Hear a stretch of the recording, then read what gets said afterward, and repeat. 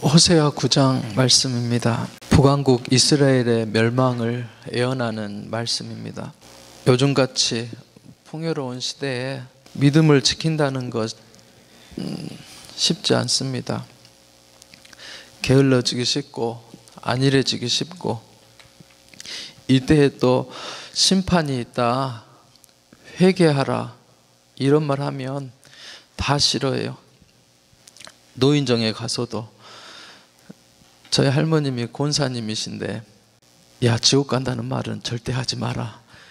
이 사람들 다 싫어해야 문 앞에서 쫓아내 버릴 거다. 편하게 사니까 심판이 있다라고 말하고, 멸망받고 예수 안 믿으면 지옥 간다라고 말하면 세상 사람들도 다 싫어한다는 거예요. 근데 오늘 말씀은 심판에 관한 그런 말씀입니다. 중요한 것은 우리 믿음의 사람들도 심판이 있다는 것을 믿고 또 반드시 회개하면서 심판의 말씀을 믿음으로 받아야 될 줄로 믿습니다. 오늘 1절에 보니까 이스라엘 백성들이 이제 농작물을 수확하고 추수마당에서 춤을 추고 그렇게 즐기고 있습니다. 쾌락을 즐기고 향락을 즐기면서 이 모든 곡식이 우상이 줬다고 우상을 찬양하고 있는 모습이 보입니다. 그런데 호세아 선지자가 하나님의 말씀을 들고 나타나서 뭐라고 말합니까? 너희가 지금 참회할 때이지 또 들고 놀 때냐? 추수했다고 기뻐하고 즐거워하지 마라. 하나님 떠나서 죄짓고 우상 의지하면서 너희가 좋아할 때가 아니다.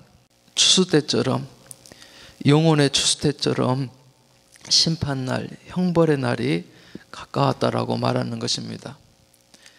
눈물로 기도하고 회개하면서 괴로워해야 될 그때 너희가 지금 기뻐하고 즐거워하냐라고 말씀하고 있는 것입니다.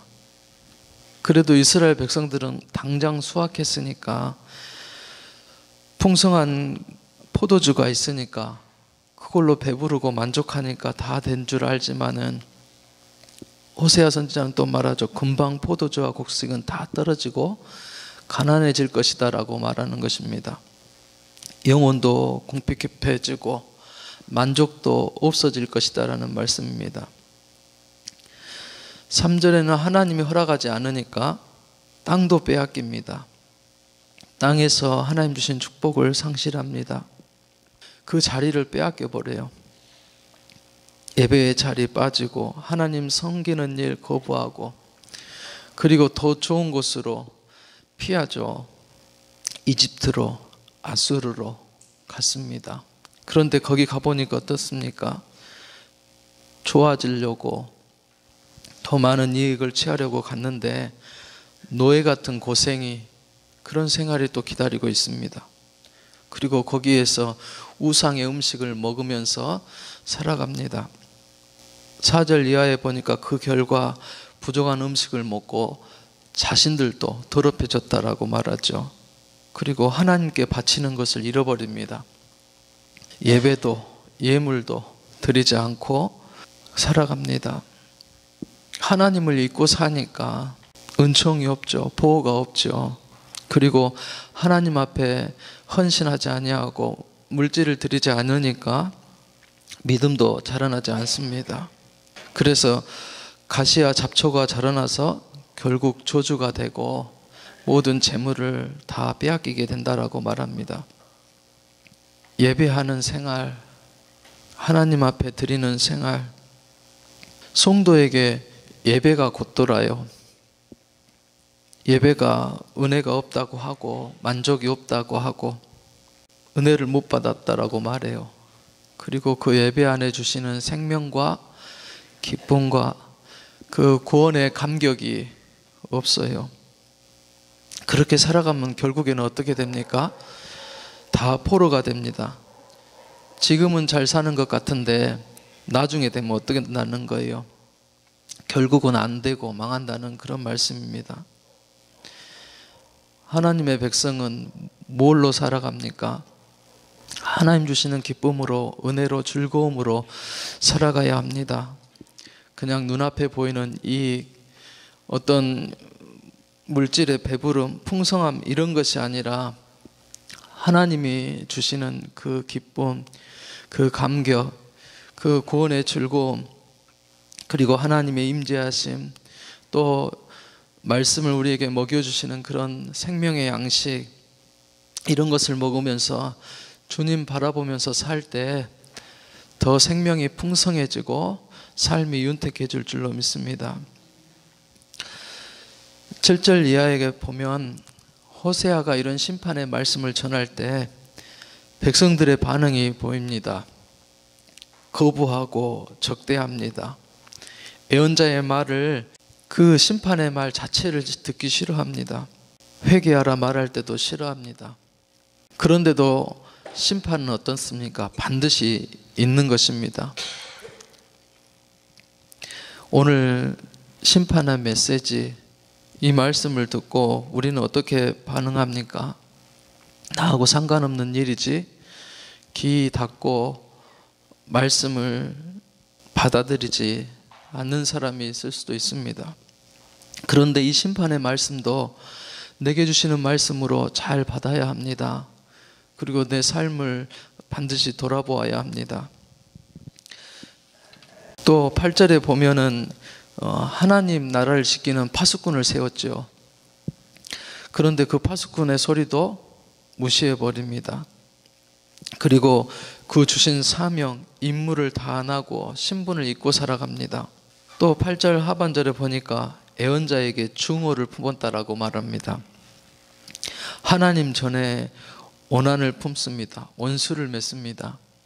이 파수꾼의 직책, 또 직분, 사명, 이것을 원망스러워하고 싫어하는 것입니다. 힘이 드니까. 사역자나 사명자는 하나님 주시는 그 사명을 생명으로 알고 살아가야 됩니다. 그것을 잃어버리면 어떻습니까? 기쁨이 사라지고 이제 고통이 가득하게 됩니다. 딴 곳으로 피해봐도 잘 회복되지 않아요. 하나님 주신 그 사명 안에 기쁨이 있고 즐거움이 있기 때문에 어떻게든 하나님 전에 나와서 힘들 때에는 무릎 꿇고 기도해야 되고, 하나님 주신 힘으로, 성령으로 그것을 감당할 때 은혜가 되고 또 능력이 나타날 줄로 믿습니다. 우리에게 주신 그런 사명 잃어버리지 않고 잘 간직하고 감당하는 우리가 되었으면 합니다. 10절 말씀에 보면은 처음에는 좋았다라고 말합니다. 광야에 가서 얻은 포도열매, 또 무화과 첫 열매가 얼마나 귀했는지 그걸 보고 너무나도 기뻐했습니다. 그런데 얼마 안 가서 어떻습니까? 그것들이 다 변질돼 버립니다. 변해버립니다. 하나님 처음 만났을 때 그런 사랑, 그런 감격과 은혜 다 잃어버리고 세상으로 갑니다. 우리는 그 첫사랑을 늘 회복해야 됩니다. 그렇지 않으면 힘이 없어요. 열정이 없어요. 믿음도 식어집니다. 그 사랑을 회복해야 됩니다. 11절 이하에 보면 계속 하나님의 경고를 무시하고 죄를 짓습니다. 그럴 때 하나님께서 모든 것을 다 빼앗아가 버리겠다라고 말씀합니다. 하나님의 영광이 떠나가 버리고, 또 자식이 없게 하겠다는 것은 무엇입니까? 미래가 없는 거예요. 자녀가 없다는 것은 미래가 없는 것입니다. 그리고 에브라임은, 북이스라엘은 완전히 멸망하고 말 것이다라고 말씀하는 것입니다. 하나님께서 주시는 말씀 받지 않고 불순종하고, 하나님께서 생명을 주셨는데 주님께서 그것을 풍성하게 하시는데 마귀에게 다 빼앗겨버리고 우상에게 다 줘버립니다. 그리고 하나님 주신 생명은 하나님 뜻에 따라 살아가야 되는데 하나님이 보여주신 그런 삶을 살아가지 못합니다. 호세아는 답답해서 기도합니다. 14절 이하에 보면 호세아가 기도해요. 잘 이해가 안 갈 수 있어요, 이 말씀이. 그런데 목회자들 또 사역자들 리더들이 마음이 이와 같을 수가 있어요. 신앙생활 하는데 뒤에서 기도하고 섬기고 있는데 출발은 좋은데 믿음이 안 자라요. 흐지부지 돼요. 그러다가 교회도 안 나와요. 그러면 기도가 잘 안 될 때가 있어요. 그런데 마음은 어때요? 심정은 안타깝고 그래요. 그래 기도해요. 하나님, 이렇게 방황하는 것이 마지막이 되게 해주세요. 하나님께로 빨리 돌아올 수 있도록 하나님 도와주세요라고 기도합니다. 호세아의 심정입니다. 심판이 임박해 있는데 거기다 대고 하나님의 말씀을 애원하는데 대언하는데 들을지는 않아요. 얼마나 답답하겠어요. 그러면서 우상 섬기고 세상 길로 가는 그 모습을 보고 얼마나 안타까웠겠어요. 이게 마지막이라고 되기를 기도하고 있는 것입니다. 16절에 보니까 병들어 있습니다. 근데 뿌리가 병들어 있습니다. 이 나무를 고치려면 어디를 보아야 됩니까? 뿌리를 들여다봐야 되겠죠. 근본을 들여다봐야 되겠죠. 오늘 교도문에서 읽은 말씀은 시편 1편의 말씀이었어요. 시냇가에 심은 나무, 물가에 심기운 나무, 잎사귀가 마르지 아니하고 시절을 쫓아 열매를 맺고 그가 하는 일이 형통하리라라고 그렇게 말씀합니다. 심판의 말씀을 받을 때 내 신앙생활의 근본을 들여다보아야 됩니다. 뿌리를 들여다보아야 됩니다. 내가 정말 주님 바라보고 있는지, 말씀가에 심겨져 있는지, 하나님 주시는 그 구원의 기쁨이, 영원 사랑하는 마음이 그대로 있는지, 또 심판의 말씀을 주실 때 내가 회개해야 될 것이 떠오르는지, 우리는 신앙의 뿌리를 돌아보아야겠습니다. 그리고 다시 한번 주님께 뿌리 내리는 그런 삶을 살아야 되겠습니다.